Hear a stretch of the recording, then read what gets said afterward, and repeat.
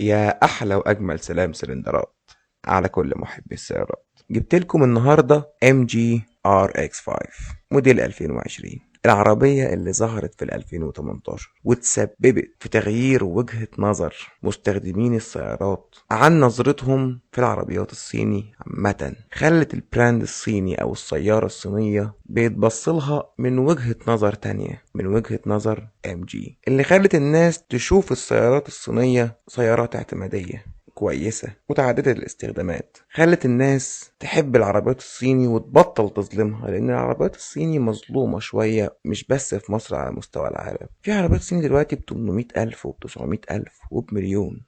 ام جي هي من أقوى الشركات الصينية، بس مش شركة ام جي، شركة سايك موتورز اللي بتمتلك علامة ام جي هي أقوى شركة صينية موجودة في الصين. دي أول ظهور لعلامة ام جي على القناة، وبإذن الله مش هيبقى آخر ظهور ليها.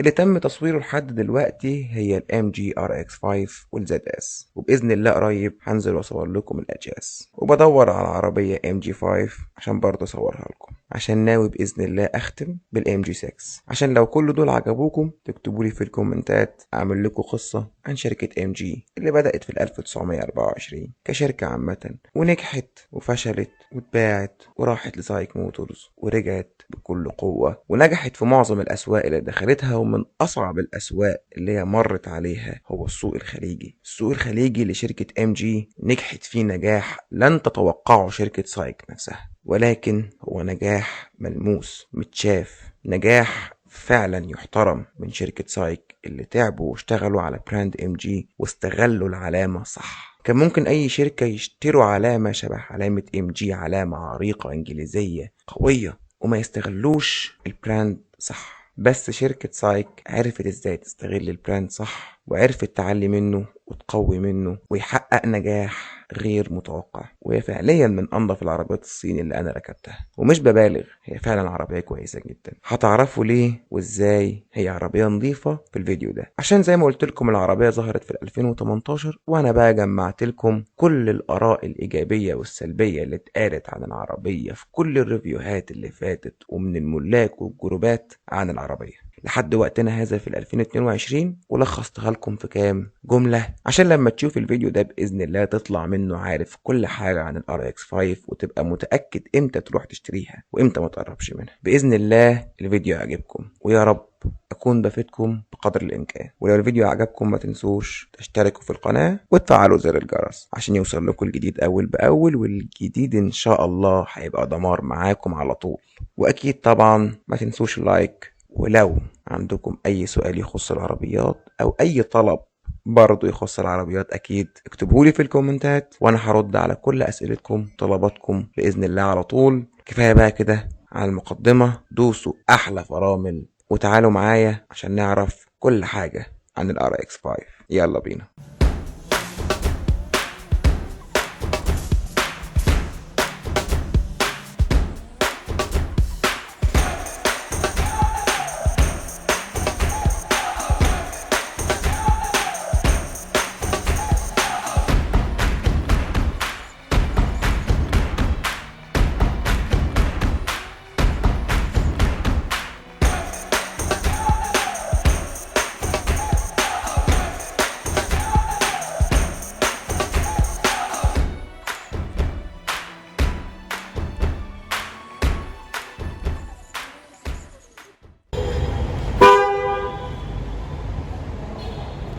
كده بقى هنتكلم عن عربية النهاردة بشكل شبه تفصيلي، وهنقسم الفيديو لكذا جزء. وأول وأهم جزء في وجهة نظري هو السعر، لأن أنا ليا تجربة شخصية مع السعر. أحكي لكم إزاي. أولا، في عربية تويوتا كرولا 2019 هتلاقوني مصورها ومنزلها على القناة من فترة قريبة. العربية دي احنا لسه جايبينها قريب، جايبينها استعمال كمان. كانت ماشية 20,000 كيلو، وقعدت معانا فترة، صورتها ونزلتها لكم على القناة. كانت ساعتها ماشية حاجة و30,000 كيلو وقت ما صورتها في شهر 5 ده بقى بالتحديد 2021. قبل ما نستلم الكرولا او قبل ما نشوف الكرولا دي، دخلت معرض ام جي ولفتت نظري الاتش اس والار اكس 5، ولكن كنت مركز اكتر على الار اكس 5، وفعليا كنت ناوي الشراء ليها. وعشان محدش يقول ان انا بقارن ما بين الكرولا والار اكس 5، فانا فعليا مش بقارن ما بينهم نهائي، لان مستحيل حد عاقل يقارن ما بين العربيتين نهائي. واهم كلمتين في الموضوع ده كله ان العربيه كانت ساعتها بتنزل بثلاث فئات، دلوقتي بتنزل بفئتين. الثلاث فئات دول بقى كانوا بكام؟ ب 325,000 و 345,000، والفئه الفول اوبشن ب 375,000. اعيد تاني، الفئه الفول اوبشن ب 375,000. السعر ده كان في شهر 5 2021. دلوقتي في شهر 10 2022 ال 375,000 دول ما يجوبلكش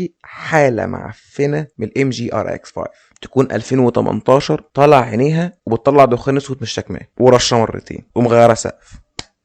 ربنا يعدي الايام اللي احنا فيها دي على خير، والاسعار تهدى والسوق يستقر، عشان خاطر اللخبطه اللي احنا فيها دي مش حلوه. يعني معظم الناس اللي بيقدموا ريفيو عن السيارات وانا واحد منهم مش عارفين نقول للناس اللي احنا بنقدم لهم العربيه دلوقتي سعرها كام عشان تستلمها فوري. مفروض سعر الار اكس 5 زيرو 2022 610,000 و 640,000، ولكن عشان تستلمها فوري مش هقدر اقول لك رقم ثابت، بس مش اقل من 720,000 جنيه عشان تستلمها زيرو استلام فوري. ممكن 700 710، ده لو ربنا وقع في حظك حد بيتقي الله وبيبيعها قريب من السعر الرسمي، وما اعتقدش ان في حد بيبيع بالسعر الرسمي. فنقول تاني ربنا يهدي الاحوال. سعر العربية مستعمل كام؟ من 450,000 او ممكن تحت شوية لحد 700,000 جنيه. انضف ار اكس 5 كل لسه بشوكها شبه عربية النهاردة، ويمكن كمان انضف من الحالة دي. بالنسبة لحالة عربية النهاردة فهي فابريكا بره وجوه، موديل 2020 زي ما قلت لكم، ماشية 27,000 كيلو 900، يعني 28,000. تقدر تشتري حالة انضف منها، وممكن تكون كمان موديل 21 وموديل 22 اخرها 700,000 زي ما قلت لكم. دي انضف حالة ممكن تلاقيها في السوق. اللي يطلب اكتر من كده في الاوقات دي لا. والكلام ده والاسعار دي لحد شهر 10 2022. طبعا ممكن السوق يهدى، واتمنى ان هو يهدى، او ممكن يغلى اكتر، والصراحة اكتر من كده هيبقى حاجة صعبة جدا يعني. فربنا يسترها علينا كلنا جميعا، ونقدر نجيب الاحسن منها والاحسن منها باذن الله. وفي اخر الفيديو باذن الله هعمل لكم مقارنة ما بين الار اكس 5 والاتش اس، وهتبقى مقارنة على الضيق كده عشان نسيب مساحة لفيديو الاتش اس. وبقول لكم من دلوقتي عشان الفرق ما بين الار اكس 5 والاتش اس في السعر وفي الحجم وفي الاداء فرق غير ملاحظ. انا بقى مهمتي ان انا اساعدك واوريك الفرق ده فين بالظبط، عشان في ناس كتيره قوي لما بتفكر في علامه ام جي بيستغربوا، طب انا اجيب الار اكس 5 ولا الاتش اس؟ وحاجه غريبه جدا من ام جي ان هم ينزلوا عربيتين متقاربين جدا من بعض، بنفس الموتور ونفس الفتيس، الحجم قريب من بعضه، الاداء قريب من بعضه، والعربيتين يشبهوا بعض كتير جدا، بس في فروقات. بس زي ما قلت لك لما تركز، وانا بقى ركزت لك ولخصت لك وهفهمك في اخر الفيديو. طب سعر الاتش اس كام؟ 3 فئات 690 95 700. الفرق بين الثلاث فئات ولا حاجه، فرش اسود فرش احمر نسخه ليفربول، علامه ليفربول تحط بتزود عليها 5000 جنيه مش عارف ليه، بس ماشي، محمد صلاح بيلعب هناك فنحط ال 5000 جنيه وخلاص. اتش اس مستعمله من ال 500 لل 780، وعشان تستلم فوري ما اعتقدش تحت ال 800,000 جنيه، بس ماشي ما علينا. وملحوظه صغيره ان الاتش اس حققت نجاح اكتر من الار اكس 5، مع ان الار اكس 5 انا بعتبرها احسن من وجهة نظري المتواضعة. وفي الاخر القرار قرارك، ولولا الاختلاف الاذواق لبارت السلع. انا هقول لك الام جي ار اكس 5 تتفوق في ايه، وايه هي امكانياتها، ومين هي منافسينها، ومنافسينها بيغلبوها في ايه، وهي بتغلب منافسينها في ايه، وايه الفرق بينها وبين الاتش اس، ومين احسن ومين اوحش، وانت اختار. وزي كل فيديو بقول لك ما تفكرش معاك كام، فكر انت عايز ايه. شوف اللي انت طالبه من العربية، وايه الحاجات المهمة جدا اللي ما ينفعش تتنازل عنها، وايه الحاجات اللي ممكن تتغاضى عنها لو موجودة في العربية او مش موجودة. كده احنا خلصنا من حتة السعر. نخش بقى على امكانيات العربية الخارجية والداخلية. يلا بينا. اول حاجة هنبدأ بيها في الامكانيات وهو الشكل الخارجي للعربية، وهنبدأ بالوش. فوانيس LED بالكامل اللي الصراحة شكلها شيك قوي، وكل ما تدقق فيها هتلاقي رسومات جوه الفانوس شكلها انيق جدا. بس الفانوس الانيق جدا ده مش موجود غير في اخر فئة. ما قبل الفئة الاخيرة فوانيس هالوجين، بس فيها الاضاءة النهارية ثابتة من اول فئة. والفانوس LED بالكامل ده من ضمن ضمان العربية، عشان هو الصراحة الصراحة غالي جدا، مع طبعا الكروم اللي متغرق في كل العربية مش بس في وش العربية ومع الشبورة. وده كان وش العربية، مفيش أي حساسات كاميرات ولا أي حاجة. نروح لجنب العربية. أول حاجة هتلفت نظرك وهو الجنط ال 18 اللي عامل شغل جامد قوي مع العربية. 235 50 18 تو تون. والجنط ده يختلف مع نسخة 2021 21 22. الجنط اختلف اللي هو الفيس ليفت، ودي الحاجة الوحيدة اللي ممكن تفرق ما بينها وما بين ما قبل الفيس ليفت اللي هي اللي معانا دي. وفي حاجة كمان، فمي خلفي، وده فرق بشكل قوي جدا. ليه فرق بشكل قوي جدا؟ عشان تكييف العربية أداؤه ضعيف، بس مش سيء، هو ضعيف. فكانت العربية لما تتركن في الشمس فترة كان التكييف اللي أداؤه ضعيف ده بيعاني كتير جدا عشان خاطر يسقع لك الكابينة. فالفامي قلل من الموضوع ده شوية، لأن في ناس كتيرة قوي اشتكت من موضوع أداء التكييف. نرجع تاني لموضوع الفيس ليفت. العربية 18 19 20، بعد كده الفيس ليفت 21 22 وإن شاء الله 23، ومفروض بقى نشوف الشكل الجديد. ايه الفرق ما بينهم؟ الفامي والجنط. انا مش لاقي فرق ما بين نسخة ال 21 وال 20 اللي هم ما قبل الفيس ليفت وما بعد الفيس ليفت غير دول. لو حد لاحظ حاجة تالتة يقول لي. انا قعدت ادور في جميع الفيديوهات اللي ممكن تتفرج عليها واللي ممكن ما تتفرجش عليها، ما لقيتش فرق غير الجنط. حتى الجنط اللي موجود معانا في نسخة ال20 بينزل برضه في نسخة ال21، ولكن في بعض من النسخ اللي موجودة في الفيس ليفت بالجنط الجديد. بس الجنط الجديد ده ما ظهرش في ال20 خالص، ظهر مع ال21 بس اللي هو الفيس ليفت مع الفامي الخلفي كمان، يا ريته فامي كلي. بس هو ده جنب العربية؟ لا، معاها كيلس انتري، دخول بدون مفتاح من البابين اللي قدام، مع المراية الضخمة اللي بتساعد في مساحات الرؤية اللي في العربية اللي الصراحة ممتازة، وفيها إشارة واضحة وبتعمل بنظام ال LED. ولكن المراية دي تحكم كهربائي، ولكن للأسف مش ضم كهرباء، ودي حاجة أنا مستغربها جدا الصراحة. وطبعا مع تطعيمات الكروم اللي برضو موجودة في كل حتة. نروح لظهر العربية اللي مفهوش غير كاميرا وحساسات خلفية عشان يساعدوك في نظام الركب، والكاميرا الكواليتي بتاعها يعتبر كويس بس مش ممتازة، كواليتي نص نص. مع فتحة الشنطة اللي بتفتح عادي مش كهرباء. ال HS هي اللي شنطتها بتفتح كهرباء مش ال RX5. واخر حاجة في ظهر العربية وهو الفانوس الخلفي اللي برضه شيك قوي وانيق جدا. الرسومات اللي جواه فعلا شكلها تحفة، وبرضه بيعمل بنظام ال LED، وفي عواكس تحت في الاكسدام، وبرضه اكيد مع النواكل. كده خلصنا العربية من بره. نخش بقى على العربية من جوه ونشوف الإمكانيات اللي مستنيانا جوه. أول حاجة هنبدأ بيها وهو الدركسيون بتاع العربية. تحكم كامل في الميديا، وتحكم في الشاشة الصغيرة اللي موجودة في العداد الأنالوج العادي اللي مش شاشة، بس في شاشة صغيرة قد كده اهو تقدر تتحكم فيها، وفيها شوية معلومات حلوة عن الرحلة، وكمان شوية معلومات عن الحرارة اللي هي حرارة الموتور، حرارة الزيت، حرارة الجو، سرعة العربية، عندك كام لتر بنزين، يمشيك قد ايه، طبعا كيلوات العربية، واهم حاجة بتطلع لك في الشاشة دي بقى تاير بريشر مونيتور، قياس ضغط العجلات، وده شيء مهم جدا نرجع نذكره لما نتكلم عن مواصفات الامان. وعندك كمان تثبيت سرعة موجود تحت دراع الاشارة. وبالنسبة للتحكم في المراية موجود على شمال التابلو من تحت،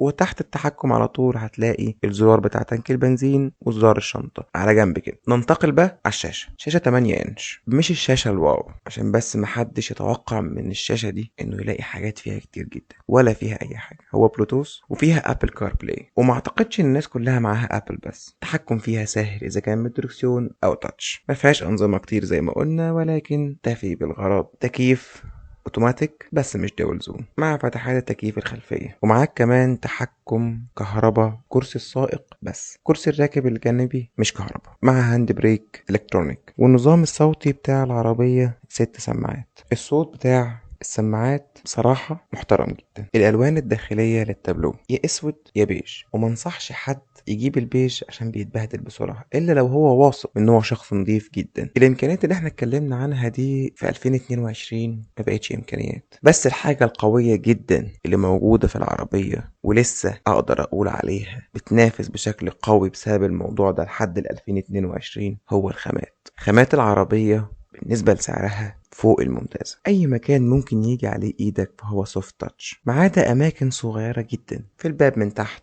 التابلو من فوق كله سوفت تاتش، والباب كله من فوق سوفت تاتش. الأماكن اللي بتركن عليها إيدك طرية وحلوة، الجلد نظيف، البلاستيك قليل جدا. يعني مثلا درج التابلو بلاستيك. بس درج التابلو ده بقى فيه اضافه حلوه، ان في فتحه تكييف جوه درج التابلو، وده بيخليك لو معاك حاجه ساقعه عايز تحافظ على حرارتها تحطها في درج التابلو. والحاجه دي مش موجوده في عربيات كتير وبستغرب جدا، دي فتحه تكييف زياده، ما تحطوها يا جماعه اللي مخسركم يعني. بس ما علينا، العربيه الصراحه الخامات بتاعتها بتخليها غلبه عربيات كتيره جدا، بالذات المنافسين الشرسين بتوعها كوريين. ونخش بقى على المساحات، مساحات خرافيه. انا طولي 192 سم، قعدت على الكرسي اللي قدام وظبطت وضعيه جلوسي مستريح قوي قوي، اللي هو ممكن اطلع قدام شويه كمان، بس خليتها على اوسع شيء انا مستريح عليه، وانتقلت للكنبه ورا. مساحات الرجلين ممتازه، مساحات الراس لما جيت فردت نفسي كده بيني وبين السقف حاجه صغيره جدا، بس عشان انا شخص طويل. العربيه دي تشيل 5 افراد من طولي مستريحين، لان مفيش نفق فتيس نهائي، ممسوح، والعربيه فعلا واسعه ومريحه. الخامات والراحة والوسعان اللي في العربية محترمين جدا. مساحات التخزين اللي فيها كتير، مستغلين كل حتة، الباب اللي ورا، الباب اللي قدام، في الكونسول من قدام، كل مكان صغير قدروا يستغلوه، قدام الفتيس، ورا الفتيس، المخدع. طبعا اصغر مساحة تخزين هو التابلو، بس زي ما قلت لكم هم محبوش يزعلوك عشان خاطر التابلو صغير فحطوا لك فتحة تكييف عشان بس اللي هو ما تزعلش. ومساحات التخزين اللي في الباب اللي ورا برضو مش كبيرة قوي. ولكن بقى سيبك من كل مساحات التخزين دي، الشنطة 595 لتر، يعني قول 600 لتر، شنطة ضخمة جدا. وكمان لما ترفع أول رف موجود في الشنطة هتلاقي مساحات تخزين تانية متقسمة في الشنطة، وعلى يمين وشمال الرف ده هتلاقي أماكن تخزين تانية ممتدة لآخر العربية تحت، لان المنطقه اللي في النص فيها الجنط، بالتالي يمين وشمال الشنطه مش مستغلين. وانا قلت لكم هم بيستغلوا كل حته في العربيه، فمساحات التخزين في العربيه مش طبيعيه، اماكن متعدده ومساحات ضخمه للجلوس، للتخزين، اذا كان تخزين حاجات صغيره او حاجات كبيره، فهتلاقي كل المساحات اللي توفر لك انك تخزن اي حاجه. انا اقعد في الشنطه مستريح بدون اي مشكله. ولو كمان تنينا ظهر الكنبه الخلفيه هنوصل ل 1639 لتر، يعني انت واتنين صحابك احجامكم كبيره تناموا فيها بالطول مستريحين، وتتقلبوا كمان،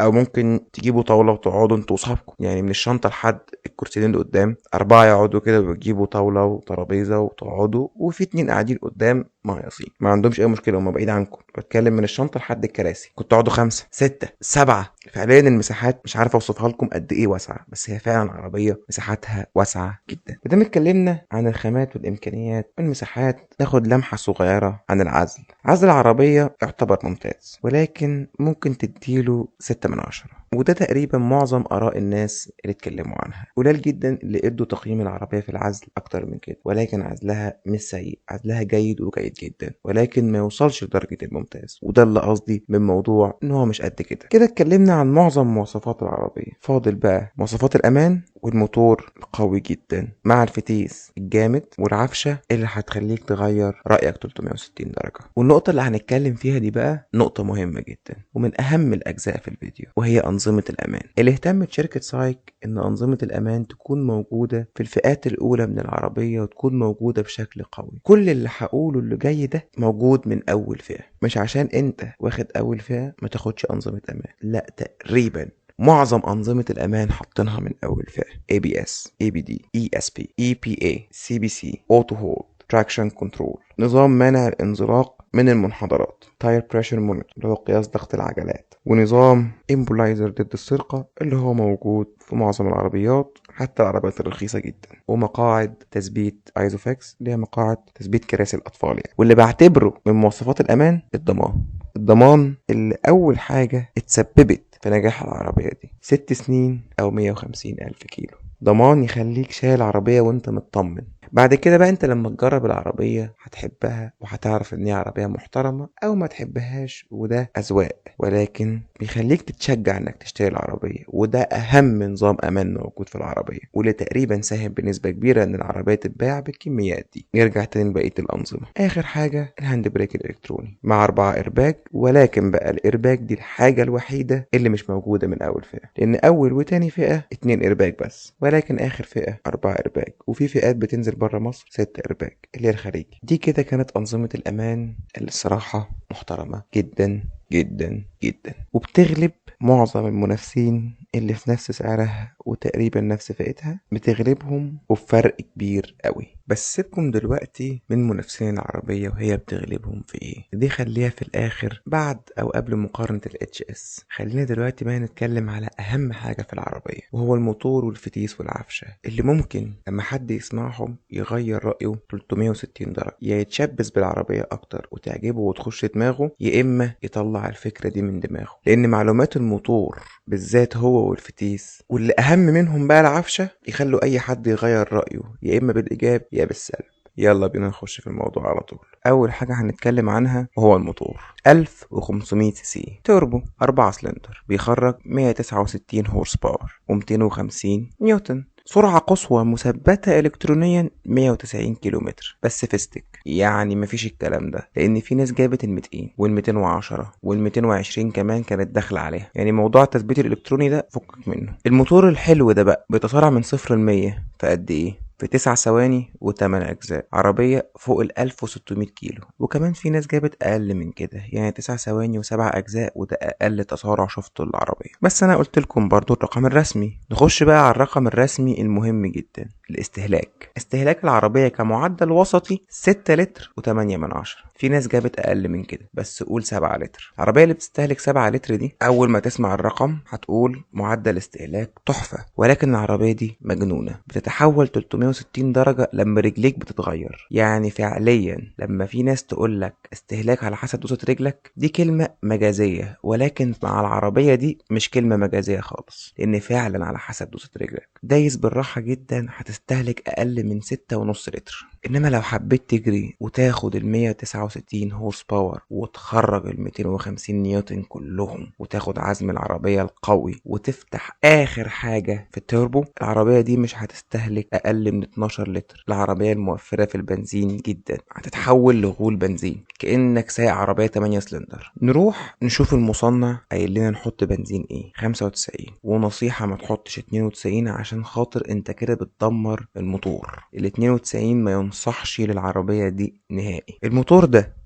بيجي معاه فتيس ايه، 7 سرعات دول كلاتش دراي، وده عمل مشكلة كبيرة جدا. بس انا هقسم لكم الموضوع على جزئين. اول حاجة 7 سرعات دراي عادي، كده كده الفتيس عليه ضمان 6 سنين او 150 الف كيلو، وفي ناس عدت ال 150 الف كيلو ومحدش اشتكى من الفتيس خالص. كل الشكاوي كانت بتيجي في الهبدة ما بين الاول والتاني، ولكن عادي زي ما قلنا الفتيس عليه ضمان. طب ايه اللي مش عليه ضمان؟ الكلاتشات، اللي هي الغيارات، وهو دول كلاتش، يعني 2 ديسك و2 اسطوانه. طبعا صاروخي في التبديل، وبيخلي العربيه الاداء بتاعها تحفه. يعني الموتور ده من غير الفتيس ده مش هيطلع الاداء ده خالص، لان الفتيس مساعد جدا العربيه ان هي تطلع الاداء القوي ده. طب ايه المشكله في الكلاتشات؟ ان الكلاتشات مش ضمن الضمان، انها سلعه استهلاكيه شبه البيجوهات بالظبط كده. ينفع يحط لك ضمان على البيجوهات الا لو باظت قبل ميعادها، وعلى حسب استخدامك للعربيه برضه. في ناس غيرت كلاتشات العربيه بعد ال 150 و 160 الف، وفي ناس غيرتها على 120 الف، بس محدش غيرها قبل ال 120 الف، لان ده اقصى استخدام. لو انت رجلك تقيله و24 ساعه دب دب دب دب على دواسه العربيه، كل شويه عمال تغير وتحرق الغيارات للاخر، فبالتالي الكلاتشات هتتاكل، فبالتالي هتغيرها بدري. وال 120 الف كيلو ده البدري بتاع الكلاتشات. العفشه بقى اللي بتيجي مع المنظومه دي، فهي عفشه ممتازه جدا،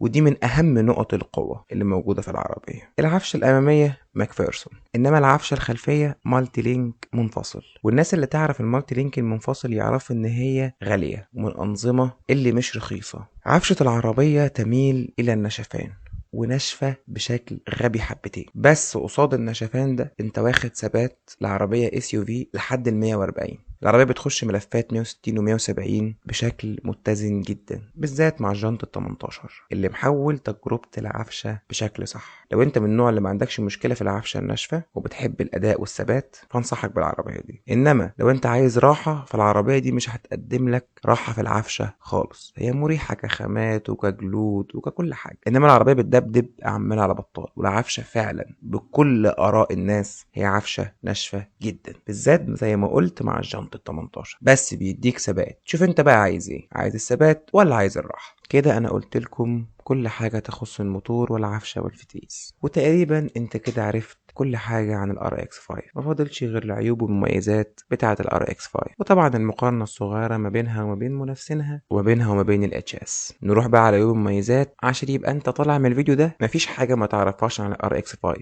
وتكون مقرر بنسبة 100% العربية تنفعك ولا ما تنفعكش. لو دخلنا على عيوب ومميزات، المرة دي بقى هنبدأ بالعيوب، ان كل مرة بنبدأ بالمميزات، وهم 5 عيوب واضحين في وجهة نظري، وطبعا اختلاف وجهات النظر ده شيء طبيعي. أول عيب وهو قلة الإمكانيات. الإمكانيات في 2018 لما العربية نزلت كانت إمكانيات كافية وزيادة، ولكن في 2022 مع المنافسين اللي ظهروا في مصر جديد بالذات من نفس البلد اللي هي الصين كتروا جدا، وبقت المنافسة شرسة جدا، وبقت العربية بعد ما كان لما حد يحب يتكلم عن مميزات العربية يقول لك دي فيها إمكانيات بتغلب معظم المنافسين، ولكن دلوقتي المنافسين بقوا بيغلبوها لأن العربية مرت على الفيس ليفت وما ضافوش أي حاجة جديدة، مع إن يقدروا يضيفوا لأن هم عندهم الإمكانيات اللي موجودة عند المنافسين. تاني عيب وهو التكييف. التكييف عيب قبل الفيس ليفت وبعد الفيس ليفت، بس اتحسن مع وجود الفامي اللي اتحط من أول موديل 21، ولكن برضه سوف يظل أداء التكييف ضعيف وبيتحط في لستة العيوب.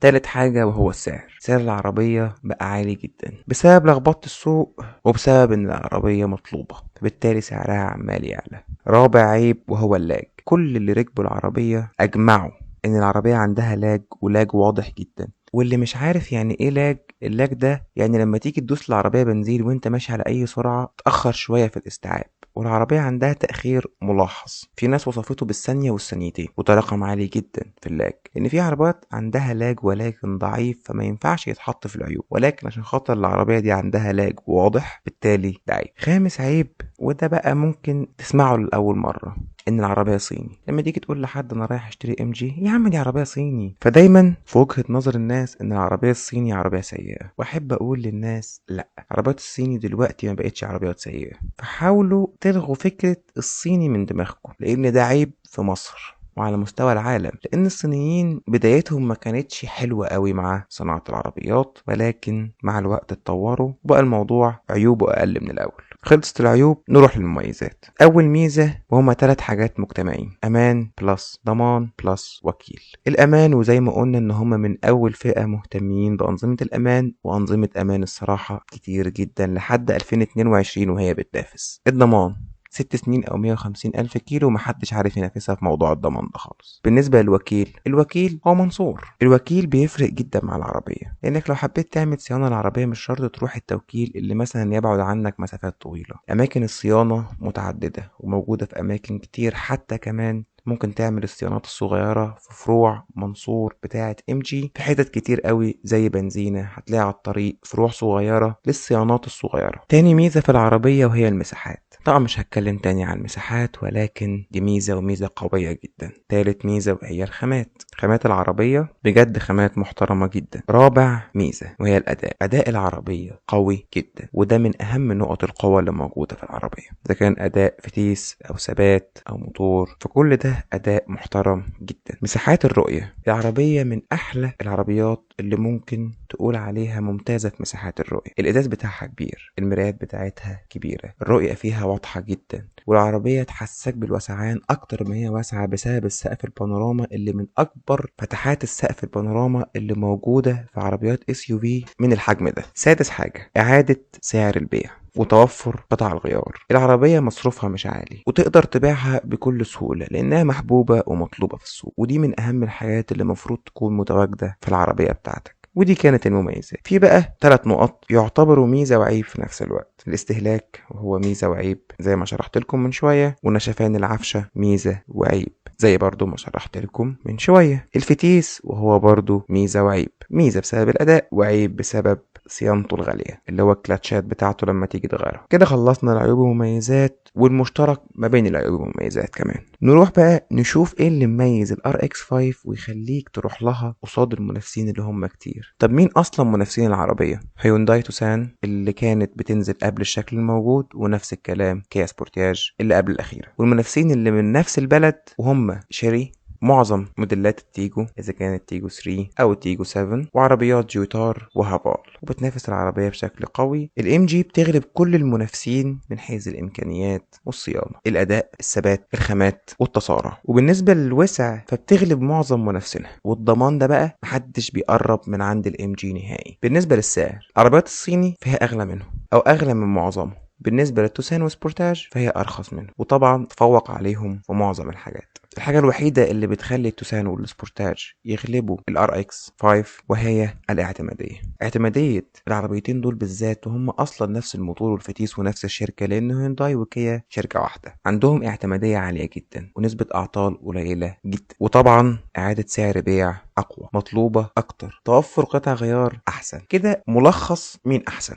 الفرق ما بينها وما بين ال HS: ال RX أوسع، ال HS أضيق، ال RX 5 أرخص، ال HS أغلى، ال RX 5 أبطأ، ال HS أسرع، ال RX 5 أنشط وأثبت، ال HS أريح كعفشة، ال RX 5 أعلى، ال HS أوطى، ال RX 5 عقلة وراسية، ال HS أروش، عربية روشة وحاطين لك كراسي سبور وحاجات كده، وشكلها هجومي ورياضي أكتر. ال RX 5 إمكانيات أقل، ال HS إمكانيات أعلى. طب أعلى في إيه بالظبط؟ شنطة كهرباء فيها أمبيت لايت اللي هو نظام إضاءة داخلية، فيها الأندرويد أوتو والأبل كار بلاي. الشاشة النظام بتاعها أحسن شوية لأنه بتغير عن ال RX 5. بالنسبة للعدادات، ال HS فيها شاشة العدادات بتخلي الموضوع أحسن وبتنقلك متعة في القيادة أحسن. تحكم في الطارة بيزيد إيه؟ إنك حاطلك أنظمة القيادة جوه الطارة، يعني من الآخر طارة فراري بس MG. يعني طبعا فراري هي المشهورة بأنظمة القيادة اللي موجودة جوه عجلة القيادة، ده غير الكراسي السبور لو ده كان بيفرق. بس عامة الكراسي السبور بتاعت ال HS أنا ركبتها وسوقتها فترة مش طويلة بس تعبتني. الكراسي بتاعت ال HS مش مريحة خالص، بالذات لو حد ضخم حبتين شبهي كده مش هيقعد فيها مستريح. ومع ان الاتنين نفس الموتور ونفس الفتيس، ولكن كل واحدة بتتفوق في حاجة معينة. يعني الاتنين فيهم مانيوال. طب ال RX 5 في الفيس ليفت هيخسروا ايه لو جابوا الدركسيون بتاع ال HS اللي هو فيه التحكم في أنظمة القيادة، وفيه كمان شيفتنج بادلز اللي هو بلس وماينس موجودين في الطارة، حطوهم في ال RX 5. أصل الدركسيون ده بينزل هنا، طب ما تحطوه هنا، هتخسروا ايه؟ ده هو الدركسيون. مش هقولك عدل لي جوه تابلو العربية عشان تحط لي امبيت لايتس، لان عشان تحط امبيت لايتس هتحتاج تعدل وتغير حاجات جوه التابلو، فمش مهم. بس في حاجات تستغربها. الشنطة الكهرباء هتحطوها، ما هي بتنزل بره في الخليج شنطة كهرباء. ولو تاخدوا بالكم لما تيجي تفتحوا الشنطة، مكان الزرار بتاع الشنطة الكهرباء موجود في الار اكس 5. وزي ما قلت لكم في بداية الفيديو، انا مستغرب اللي عملته ام جي. عندهم الحاجة موجودة، طوها وما تخلوش الفرق ما بين العربيتين كبير. وخلي بالكم الفرق الكبير ده تسبب في ان مبيعات الار اكس 5 تقل ومبيعات الاتش اس تكتر، وعملت لخبطه. والله انا واحد اختار الار اكس 5، على الاقل اثبت. انا بقى هضحي بالامكانيات، ولو الاختلاف الاسواق لبارات السلع، ممكن واحد غيري يروح يدور على الكراسي السبور والشنطه الكهرباء والشافتنج بادلز والامبيت لايتس. طبعا اي حاجات تجذب الناس. وزي ما قلت لكم الفرق في السعر مش كتير. كده انت عرفت الفرق ما بين ال HS وال RX 5 وما بينها وما بين منافسينها، وعرفت كل حاجة عن ال RX 5 نفسها. يا رب اكون وصلت لكم المعلومات بشكل مفيد، واقدر اكون افدتكم بجد، ان دي حاجة تساعدني. وما تنسوش لو الفيديو عجبكم لايك واشتراك في القناة، وتفعلوا زر الجرس عشان يوصل لكم الجديد اول باول. ولو عندكم اي سؤال اكتبولي في الكومنتات، وبرضه لو عندكم اي طلب اكتبولي في الكومنتات، وانا اكيد هرد عليكم على طول. اشوفكم الفيديو الجاي باذن الله مع عربيه جديده، اللي ان شاء الله هتبقى الزد اس برضو من علامه ام جي. واتمنى ان احنا نكمل سلسله الام جي. ولو حد عنده اي عربيه عايز يصورها اجيله لحد عنده ونصورها. بشكركم جدا جدا جدا، وكتر الف شيركم لحد هنا. وكده اقدر اقول لكم السلام عليكم ورحمه الله وبركاته.